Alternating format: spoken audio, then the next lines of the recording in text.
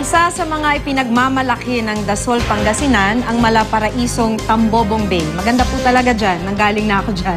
Pino at puti ang buhangin sa baybayin.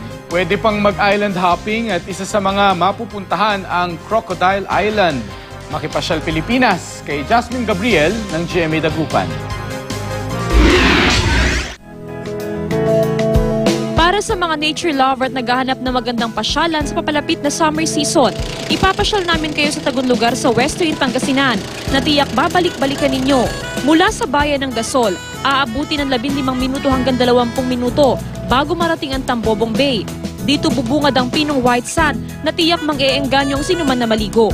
Pero kung akala nyo hanggang white sand beach lang ang pwedeng pasyalan dito, pwes nagkakamali kayo dahil pupuntahan din natin ang mga kilalang isla sa lugar.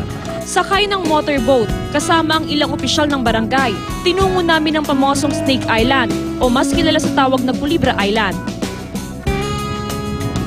Mga naglalakihang rock formation ang tumambad sa amin sa lugar. May natutulog rin dito katulad ng mga taga-Bagyo. Kasi gusto nila yung nakatent lang sila. Ayaw nilang kuman sa mga cottage. Diyan sila natutulog. Mahahali na rin sa relaxing view ng Crocodile Island. Binansagan itong Crocodile Island dahil sa tila buwayang hugis ng isla.